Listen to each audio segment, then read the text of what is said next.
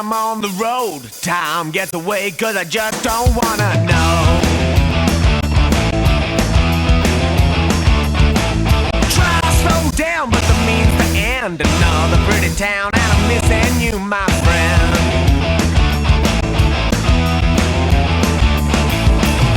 I'm near halfway across the land. My last few dollars in my hand. Well, I'm lost, I'm drunk and lonely. In town for one night only.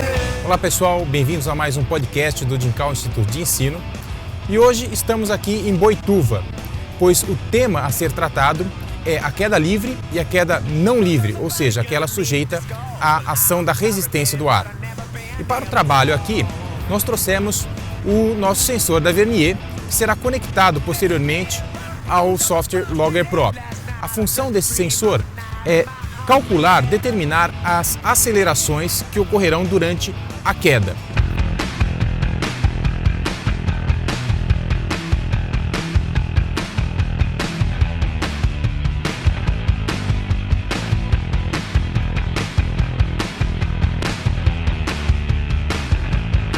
E para nos auxiliar com o experimento de hoje, contamos aqui com o pessoal da Sky Radical e principalmente com Paulo Assis, um dos maiores paraquedistas do país. Os saltos são feitos normalmente entre 3.000 e 3.600 metros, depende um pouco das condições de avião e tudo mais.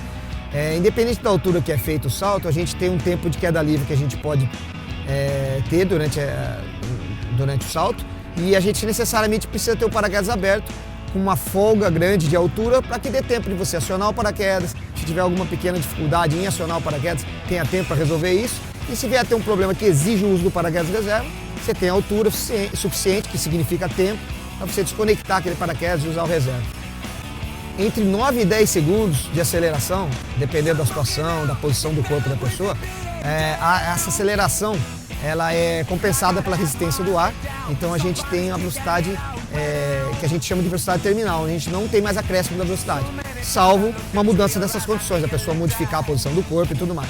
Então, no momento que a gente sai do avião, dependendo da aeronave, a gente está numa velocidade às vezes de 90 até 180, às vezes até mais de 200 km por hora quando sai do avião, é uma velocidade frontal, porque o avião está se deslocando. E essa velocidade vai se diminuindo imediatamente e ao mesmo tempo vai aumentando a velocidade vertical, que sai do zero e, como eu disse, entre 9 e 10 segundos está na velocidade final. Com uma pessoa de peso médio, de formato médio do corpo, caindo de barriga, que é a posição mais básica, a gente atinge 180 a 190 km por hora. Bem pessoal, estamos aqui no local de descida dos paraquedistas, aguardando o nosso sensor e os resultados experimentais.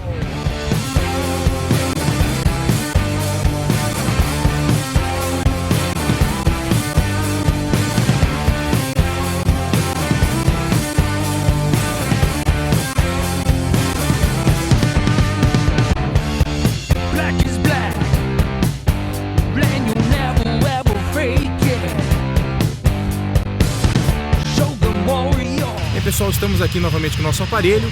Vamos agora descarregar os dados no Logger Pro.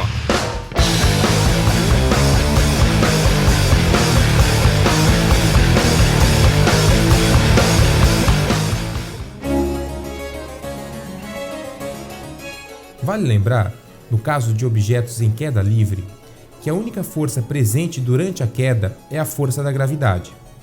Galileu demonstrou que objetos em queda livre deveriam cair com acelerações iguais. Num experimento histórico, o astronauta David Scott, da Apollo 15, abandonou ao mesmo tempo um martelo e uma pena, que caíram sem praticamente nenhuma resistência. A força resultante em ambos foi a força-peso.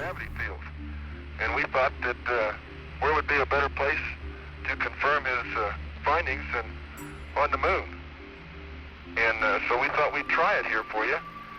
The feather happens to be appropriately a falcon feather for our falcon.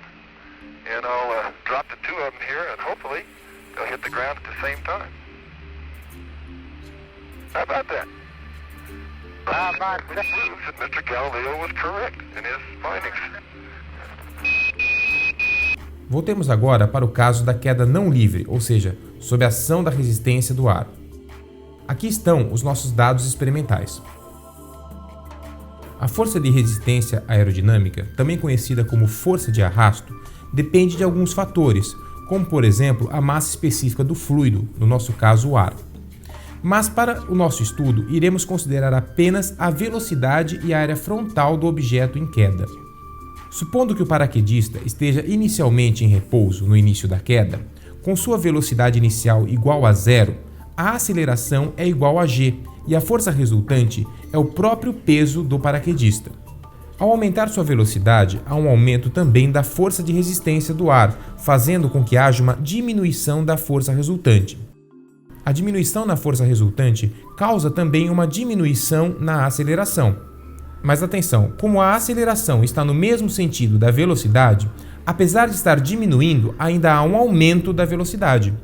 No momento em que a força de resistência se iguala ao peso, a resultante será zero e não teremos mais aceleração. A velocidade agora passa a ser constante.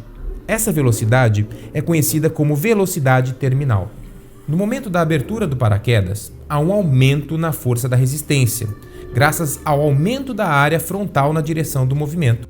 Agora, a força de resistência é maior que o peso e a resultante será para cima. Consequentemente, a aceleração também será para cima, na direção oposta ao movimento, causando uma diminuição da velocidade. Mas lembremos que ao diminuir a velocidade, também diminuímos a força de resistência e assim a taxa com a qual a velocidade varia. Quando novamente a força de resistência se igualar à força-peso, teremos uma resultante igual a zero e a velocidade não mais aumentará. A velocidade foi então diminuindo até que um novo valor de velocidade terminal fosse atingido, para que o paraquedista chegasse ao solo com segurança. Eu sei que muitos alunos gostariam de ver o seu professor de física saltando de paraquedas, mas isso não será possível. Então nós enviaremos o nosso responsável pela parte multimídia, a parte podcast, Bruno Bolsoni, para, em nome da ciência, realizar esse salto.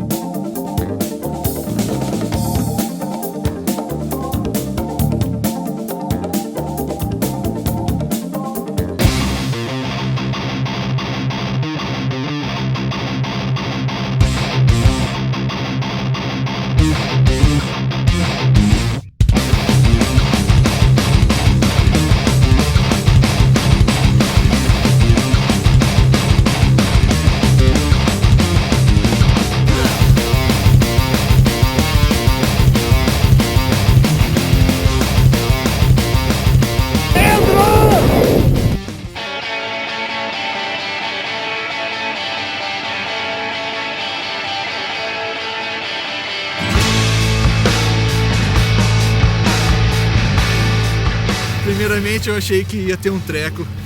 Eu achei que, eu não ia conseguir. Não é bem assim. Lá em cima as coisas, os valores mudam. É uma sensação, muda tudo, cara.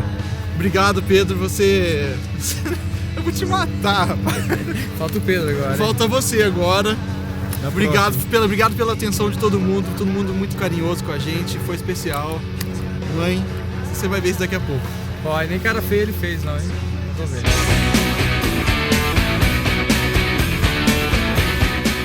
Essa é a diversão do paraquedismo. Quem pode experimentar?